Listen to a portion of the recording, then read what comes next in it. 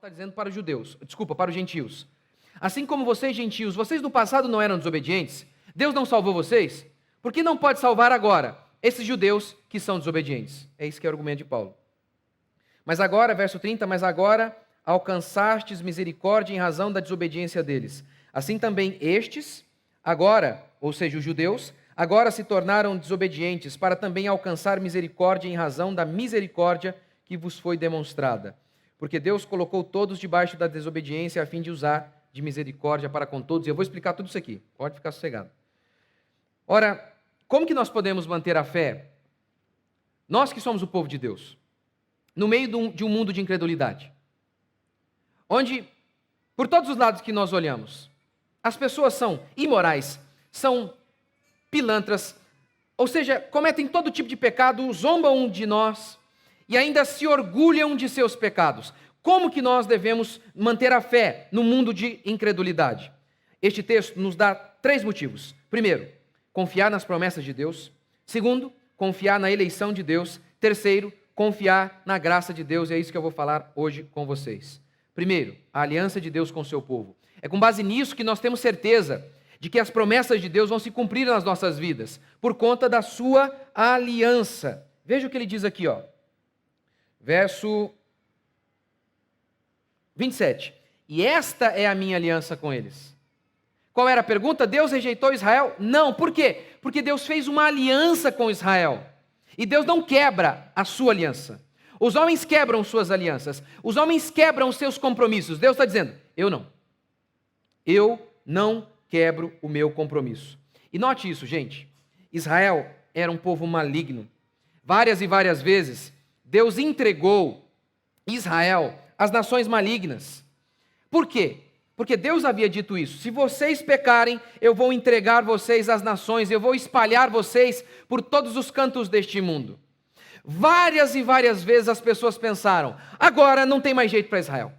Agora é o fim. Agora acabou. Não tem mais jeito. Não há mais esperança. E o que acontecia? Quando todo mundo dizia, não tem mais chance para Israel, Israel foi destruído agora por completo. O que acontecia? Veja o que Isaías declara. Se o Senhor dos exércitos não nos tivesse deixado alguns sobreviventes, já nos teríamos tornado como Sodoma e semelhantes a Gomorra. Lembra que Sodoma e Gomorra foram completamente destruídas? Essas cidades foram completamente destruídas pelo juiz de Deus. Isaías, então, está descrevendo uma nação em pecado. E ele diz, então, que Deus julgou Israel.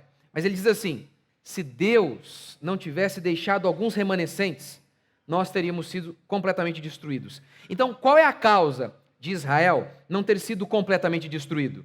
Isaías diz, Deus. Deus tem preservado alguns. Deus tem preservado alguns. Alguns que não se dobraram a Baal, alguns que não se dobraram ao dinheiro, ao sexo. Deus tem sempre os seus. E aqui, isso é interessante, veja Romanos 9, 27. É Paulo dizendo, ainda que o número dos filhos de Israel seja como a areia do mar, o remanescente é o que será salvo. O que é o remanescente? Teve uma bomba, explodiu a cidade, apenas alguns sobreviveram. Isso é o remanescente.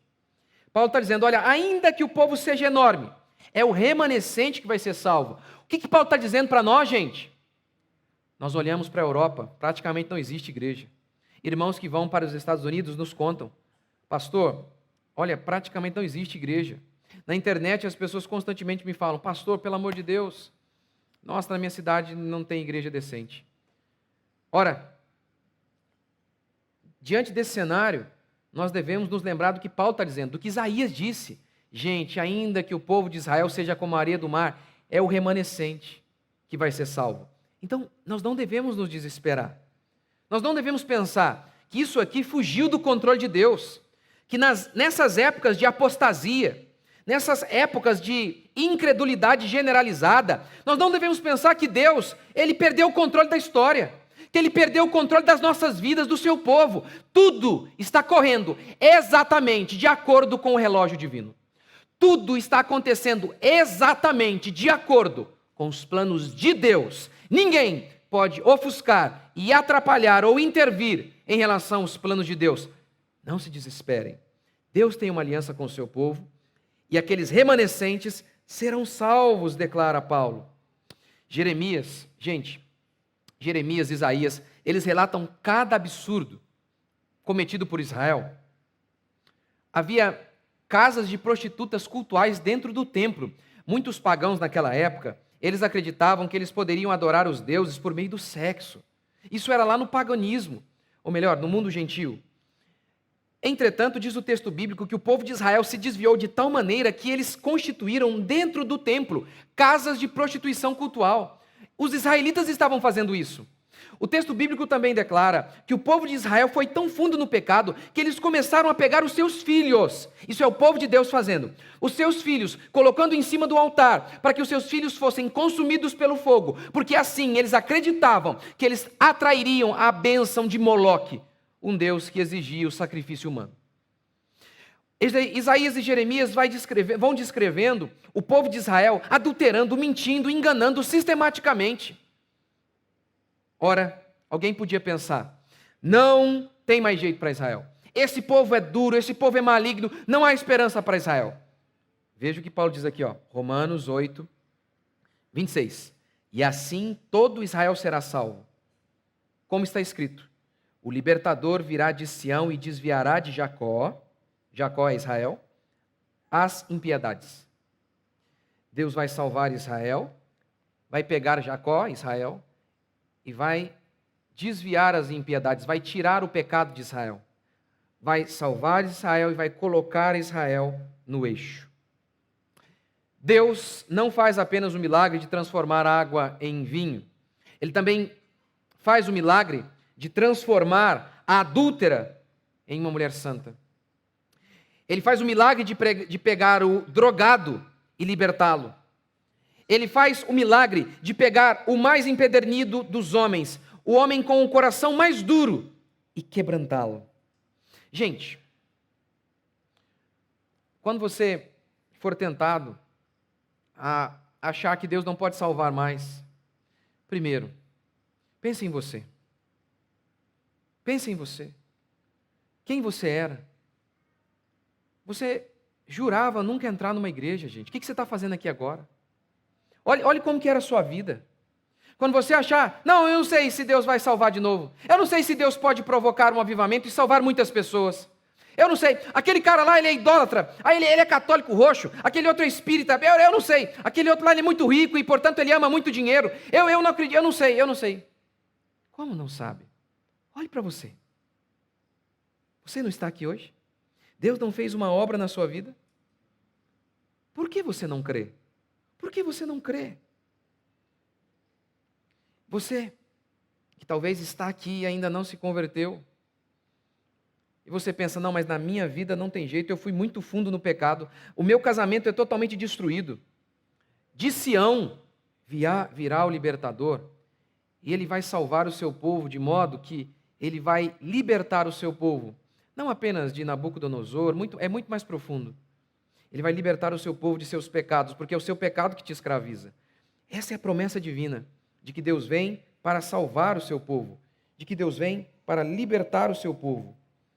Creia, creia. Segundo, por que nós devemos continuar com a nossa fé firme, mesmo em um mundo de incredulidade? Por conta da eleição. A eleição de Deus é uma prova de que Deus vai manter o seu povo, de que o seu povo não vai se perder no caminho. Veja Romanos 11, 28.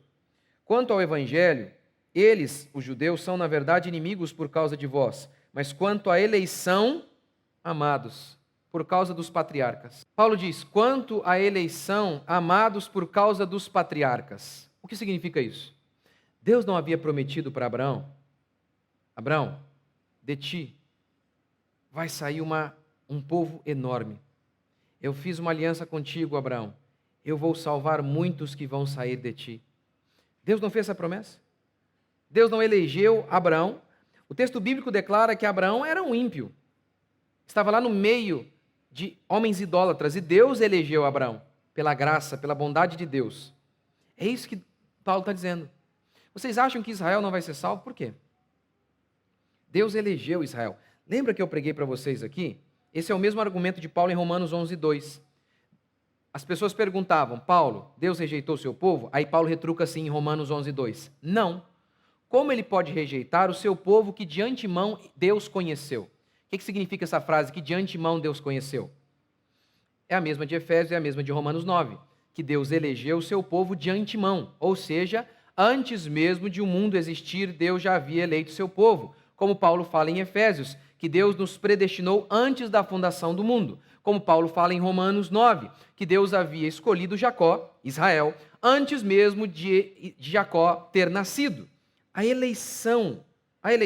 E aí Paulo diz em Romanos 11:29, os dons de Deus e o chamado, quando Deus chama, vem meu filho, eu vou te salvar, são irrevogáveis. Deus não prometeu salvar? Deus não fez uma aliança dizendo, eu vou salvar meu povo? Deus não pode voltar atrás. Ele estaria negando a si mesmo.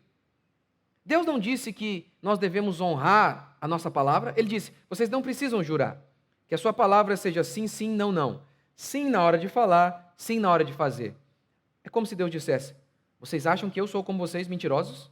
Vocês acham que eu sou como vocês, que eu quebro a minha palavra? Não. O que eu prometi é irrevogável. Eu prometi salvar o meu povo e eu vou salvar o meu povo. Nem mesmo o pecado de meu povo vai me impedir de fazer isso, porque eu tenho o poder de arrancar os pecados de meu povo. É isso que Deus está dizendo. Esse é o poder da eleição. É por isso que nós temos confiança para levantar de manhã, a despeito de todas as dificuldades e sofrimentos que nós enfrentamos. Nós cremos e temos a convicção plena, estou plenamente certo, de que aquele que começou a boa obra em nós é fiel para completar. Por isso que nós temos ânimo. A nossa confiança está nele, no Deus que elege, no Deus que nos salva em sua infinita graça e bondade. A nossa confiança não está na nossa força, na nossa disposição. A nossa crença de que nós vamos ser preservados, de que nós vamos chegar lá, é baseado, em primeiro lugar, na aliança de Deus. Segundo, na sua eleição. Ele nos elegeu. Terceiro, como nós temos certeza de que seremos mantidos? Como temos certeza de que nós não vamos sucumbir no meio do caminho? Como temos certeza disso, da obra de Deus em relação ao seu povo, que a obra de Deus em relação ao seu povo não mudou, que Deus não falhou com o seu povo, apesar de seu povo ter falhado com Deus? Como nós temos essa convicção? Por quê? Terceiro, por conta da graça de Deus, e é isso que ele diz no verso 28 ao verso 32. Vamos ler. Quanto ao evangelho, eles são, na verdade, inimigos, os judeus, por causa de vós, mas quanto à eleição, amados. Ora, eles se tornaram desobedientes, por isso se tornaram inimigos. Mas já que Deus os elegeu, eles são amados, exclusivamente porque Deus os elegeu. Verso 30. Pois assim como antigamente vocês, gentios, foram desobedientes a Deus, mas agora alcançastes misericórdia em razão da desobediência deles, assim também eles, os judeus, agora se tornaram desobedientes para alcançar misericórdia em razão da misericórdia que foi demonstrada. Porque Deus colocou todos debaixo da desobediência a fim de usar de misericórdia para com todos. Paulo está dizendo, gentios, vocês não eram pecadores? Vocês não eram depravados? Vocês não eram idólatras? Vocês sacrificavam a Moloque. Vocês eram sensuais, pervertidos sexualmente. Deus não salvou vocês? Mesmo vocês sendo assim? E aí o gentio respondia, pois bem, agora quem está no estado de pecado é o judeu. Veja bem, Deus não salvou vocês, gentios, pela graça, apesar de vocês. Não teve nada a ver com vocês, foi a obra de Deus, a salvação de Deus, não foi? Ora, se Deus fez isso com vocês, se Deus amou vocês, sendo vocês pecadores, podres e idólatras, por que Deus não pode fazer o mesmo com os judeus? E aí Paulo conclui, Deus encerrou a todos debaixo de desobediência para usar de misericórdia para com todos. Como assim? Todo mundo é pecador, tanto o gentio quanto o judeu. Ambos eram malignos e não mereciam a salvação. Todos eles, sem exceção, deveriam ser condenados. Se é assim, por que Deus não pode salvar um judeu? Agora mesmo. Isso vale para agora, exatamente agora. Por que não pode? Não, eles são um povo maldito porque eles blasfemaram contra Deus lá na cruz. Tá, os romanos também blasfemaram. Lembra? Lembra que os romanos cuspiram na cruz? Lembra que os soldados romanos batiam com um caniço na cabeça de Jesus? E romanos foram salvos. Vários romanos foram salvos. Carta de Romanos mostra isso. Romanos também blasfemaram. Romanos também pecaram, gentios também pecaram. Esse é o argumento de Paulo. Ou seja, se não é pelo mérito a salvação, e é isso que Paulo está dizendo, e é isso que Paulo disse ao longo de sua carta, ninguém será salvo pelo mérito. Sabe por quê? Porque se for pelo mérito, ninguém conseguirá. Nenhum de vocês. Porque nenhum de nós, nem eu, nem você, nem ninguém neste mundo, em toda a história humana, ninguém foi digno de ser salvo. Nem Paulo, nem Moisés, nem Davi, nem ninguém. Olhe para a biografia dos homens de Deus. Olhe para eles. Abraão, pai da fé, foi incrédulo. Davi, homem segundo o coração de Deus, homem que tinha um coração para Deus. Matou, mentiu e adulterou. Quer mais? Todos pecaram e destituídos estão da glória de Deus. Todos pecaram e por isso ninguém merece ser salvo. E mesmo assim, sem merecer, Deus disse, eu vou salvar. Por quê? Porque o homem é bom? Não, porque eu sou bom. Eu sou bom o bastante, generoso o bastante, para morrer no lugar do homem, me sacrificar no lugar do homem, cumprir a justiça no lugar do homem, e daí então, legalmente, salvar este homem. Portanto, nós falamos sobre religiosos, homens que praticam uma religião, mas muitas vezes são ímpios. Nós também falamos da prostituta da esquina, dos homens ímpios de todos os lados. O que Paulo está dizendo é o seguinte: ora, Deus pode ter os seus eleitos em todos os lugares. Deus pode salvar qualquer um. Deus salvou gentio, idólatra. Deus salvou judeu, arrogante, maligno, depravado. Deus salvou todos que Ele quis em sua bondade, por meio de sua bondade e graça. E isso se dá, essa salvação é vista quando você, ao ouvir o chamado de Deus, Deus dizendo por meio do pregador, creia, ainda que você teve toda uma vida de pecado, ainda que você teve toda uma vida na lama, creia, porque ninguém aqui neste mundo é limpo o bastante para ser salvo. Todos nós, sem exceção, somos sujos, malignos e depravados. Quando você ouvir o pregador dizendo isso e você fala, eu creio nisso, eu creio então que há um Deus bom o bastante para salvar um depravado, pecador, drogado, adúltero, maligno, cheirador de cocaína como eu. Eu creio que há no céu um Deus bom o bastante para salvar alguém miserável como eu. Se você ouvir isso, você diz, eu creio, parabéns, você é um desses eleitos. Ainda que a sua mãe não tenha escolhido você, ainda que os seus pais não tenham escolhido o seu nascimento, ainda que você, para os seus pais, seja um acidente, o que a Escritura declara em Romanos 9 e em Efésios é, você não é um acidente para Deus, porque Deus viu você antes da fundação do mundo, como diria Davi. Deus me viu, substância ainda informe, eu nem forma tinha, e Deus já havia me visto. Deus viu que eu estaria, no ano de 2022, ouvindo a pregação do homem que Deus colocaria ali para falar ao meu coração, porque Deus é soberano e elegeu o seu povo antes da fundação do mundo e prometeu, apesar de todas as nossas falhas, salvar os seus eleitos. Seja você que está aqui e ainda não se arrependeu, ouça o chamado de Deus. Ouça Deus dizendo para você, como Ele disse em Apocalipse, vinde a mim, venham todos, venham e bebei de graça. Lembre-se de Jesus, vinde a mim vós que estáis cansados e sobrecarregados, e eu vos aliviarei. Ele não disse, venham, mas primeiro, tirem todos os seus fardos, todos os seus pecados, purifiquem-se por completo, então tornem-se dignos de mim, e aí venham. Não! Ele disse, venham, venham com seus fardos, com seus pecados, e eu vou libertá-los. Porque não é isso que o texto diz? O libertador virá de Sião e desviará de Jacó os seus pecados. Deus, Jesus Cristo virá de Sião, e Ele veio da tribo de Judá. Ele veio de Israel para nos libertar de nossos pecados. Você crê nisso? Gente, para encerrar, Eu vou encerrar assim. Eu fiz um vídeo ontem sobre os 4 temperamentos. Se você puder assistir, assista. Eu tentei mostrar que é balela. Misticismo, que entrou no lugar dos signos. Misticismo puro, não tem base nenhuma. É só uma teoria maluca para que as pessoas se sintam confortáveis com seus pecados. Eu explodo porque eu sou sanguíneo, colérico, sei lá o quê. É o meu gene. Eu nasci assim. A minha substância, a minha genética é assim. Não existe isso. E aí, você sabe que na minha vida, eu fui chamado de fleumático. Fleumático é o cara mais, quietinho, né? Durante um tempo, diziam que eu era fleumático. Aí depois falaram que eu era sanguíneo. Eu falei, vocês têm que decidir, gente. Decidam-se. E por que era assim? Porque eu acho que o cara mais covarde que eu conheci.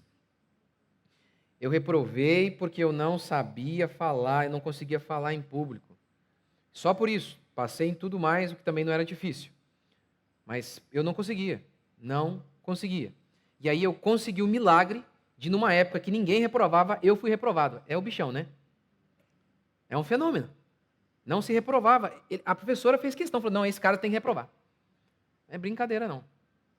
Eu não conseguia entrar numa loja. Eu tinha uns 14 anos, eu tinha uma vergonha absurda de entrar numa loja para falar, para comprar uma roupa, gente. Uma covardia, assim, absurda. Um medo absurdo. Eles diziam que eu era fleumático.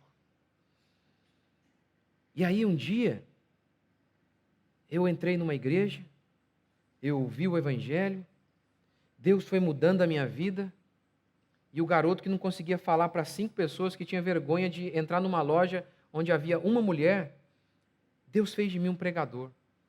E não foi através de identificação do meu temperamento para que eu pudesse me melhorar. Não. Para que eu pudesse melhorar. Não. De Sião virá o libertador. E ele vai nos libertar de nossos pecados, sejam eles da covardia, como o meu caso, seja você das drogas, qualquer coisa. Não há nada que Deus não possa fazer. Não há um pecador tão empedernido que Deus não possa quebrantar. Não há um casamento tão destruído que Deus não possa restaurar. Não há nada difícil demais para o Deus que transforma água em vinho e homens depravados e malignos em homens santos que vão glorificar o seu nome. Vocês creem? Vamos ficar de pé?